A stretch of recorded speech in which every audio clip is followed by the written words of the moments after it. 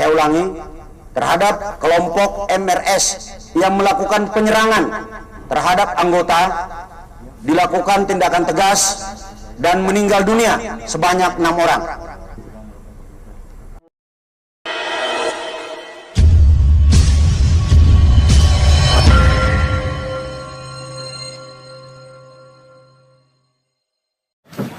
Baik, bismillahirrahmanirrahim. Assalamualaikum warahmatullahi wabarakatuh.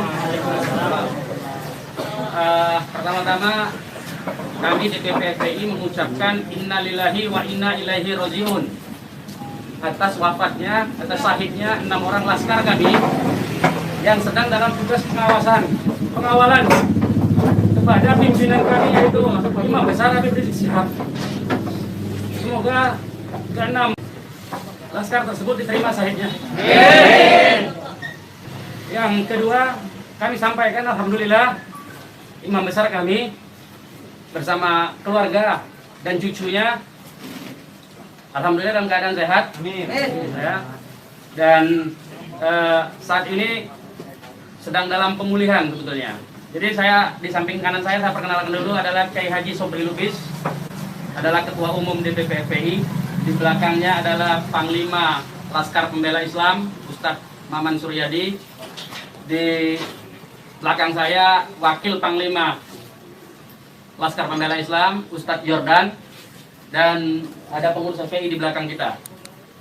Jadi pertama-tama saya mau sampaikan bahwa kami sebelum ada pengumuman dari pihak Polda, yang tadi itu pun kita dapatnya dari televisi, sebelum kita mendengarkan pernyataan dari pihak Polda, itu kita masih menganggap ke-6-nya dalam status hilang. Makanya pernyataan kita yang pertama keluar itu adalah pernyataan statusnya masih dalam keadaan hilang, kita sebutkan. Karena itu pernyataan dibuat pagi hari, ya, sebelum kita mendengar kabar bahwa ke-6-nya sudah syahid. Nah, kemudian saya mau jelaskan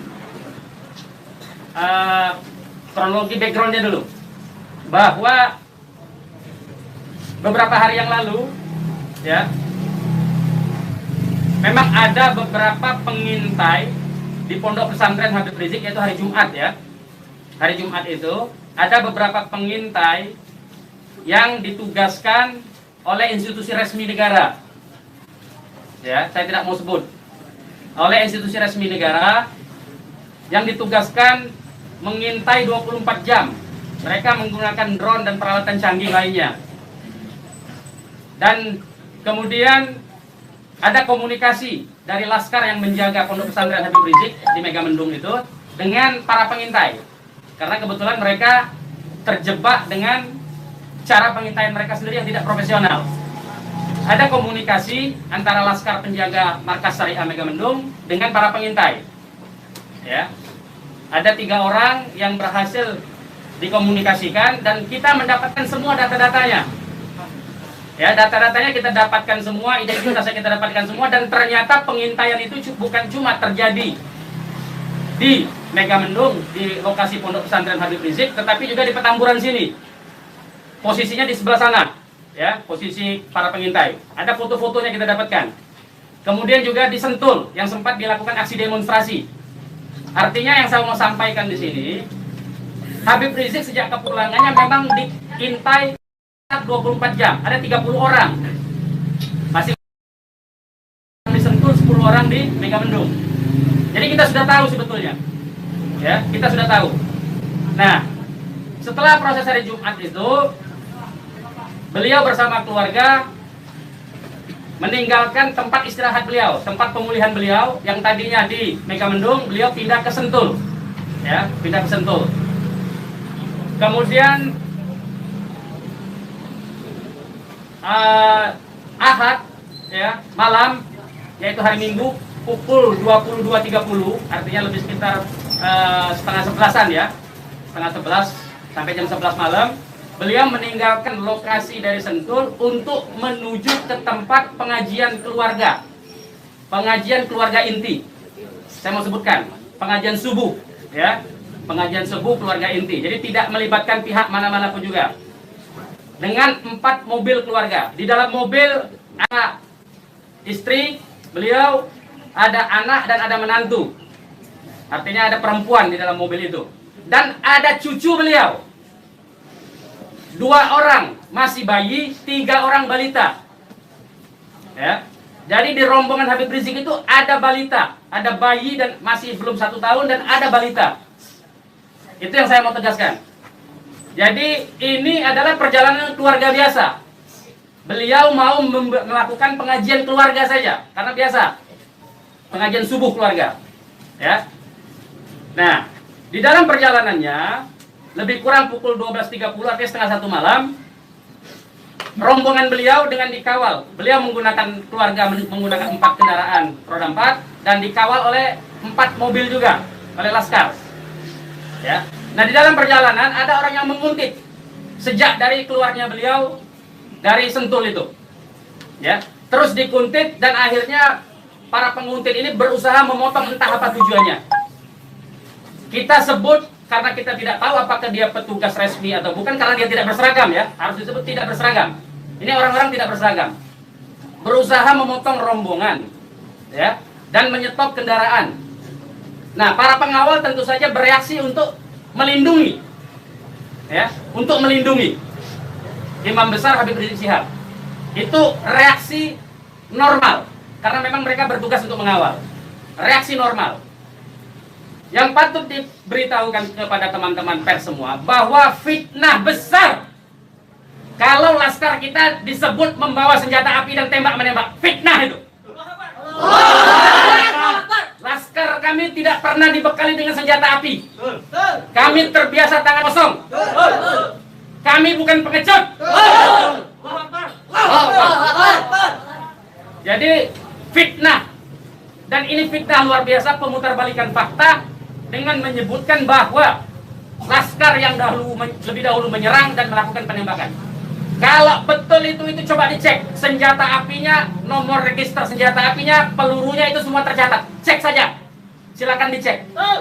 Pasti bukan punya kami, karena kami tidak punya akses terhadap senjata api dan tidak mungkin membeli dari pasar gelap. Ya, jadi bohong sama sekali. Apalagi di FPI, di kartu anggota FPI dan kartu anggota LPI disebutkan bahwa setiap anggota FPI dilarang membawa senjata tajam, senjata api, bahkan dan bahan peledak. Itu dilarang di kartu anggota kita punya. Ya. Nah, jadi upaya-upaya memfitnah, memutarbalikkan fakta hentikanlah. Ya. Hentikanlah. Nah, kemudian kejadiannya, ya.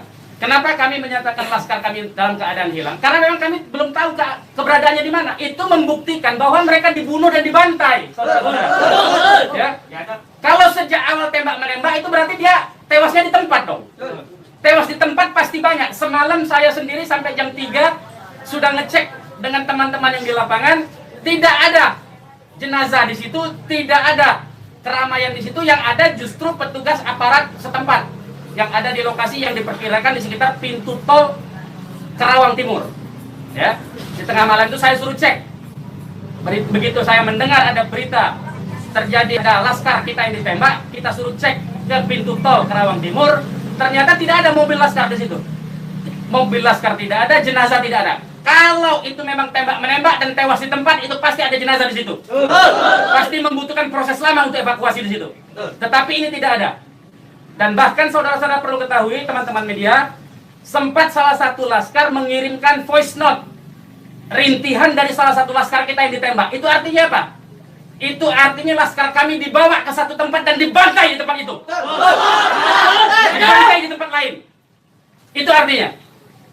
Dan kemudian waktu kemudian setelah voice note terkirimkan, tidak ada lagi HP dari laskar 6 orang itu yang aktif kita hubungi. Kita sudah cari sampai pagi tadi, sampai siang tadi, sebelum pengumuman dari pihak Polda, kita sudah cari kemana-mana, ke rumah sakit kita cari, ke kantor polisi kita cari, karena kita anggapnya itu orang hilang. Dan ternyata kemudian ada pengumuman bahwa seperti yang dinyatakan fitnah, yang menyatakan tembak menembak itu. Ya. Nah, jadi sekali lagi saya mau katakan tidak betul, ya, berdasarkan fakta-fakta dan kronologi yang saya sampaikan bahwa terjadi tembak menembak dan laskar memiliki senjata api, itu tidak betul sama sekali. Itu fitnah besar terhadap kami, fitnah besar terhadap umat Islam. Kami anggap itu upaya memutarbalikkan fakta yang tidak pada tempatnya. Saudara-saudara harus diperhatikan, ini 6 orang ya, 6 orang wafat dibantai, keluarganya ada 1 di dalam, ya, ibunya ada 1 di dalam, ada 1 orang tuanya laki-laki sedang sholat di masjid, ya. Ini anak-anak kita tahu persis, anak-anak ini hanya bentuk kecintaannya mengawal pimpinan kami, imam besar, hanya bentuk pengabdian, tidak memiliki agenda apapun, tidak memiliki senjata api, tidak memiliki bahan peledak, dan segala macam bentuk senjata lainnya. Dari kami, saya kira itu. Ketua Umum silakan kalau ada yang mau menyampaikan. Silakan. Bang, Ya. untuk pengecekan CCTV di lokasi sudah dipinta. Belum kita lakukan karena kita ini masih sibuk sampai dengan siang tadi sebelum ada pengumuman dari pihak Polda, kita masih sibuk memastikan keberadaan 6 orang tersebut.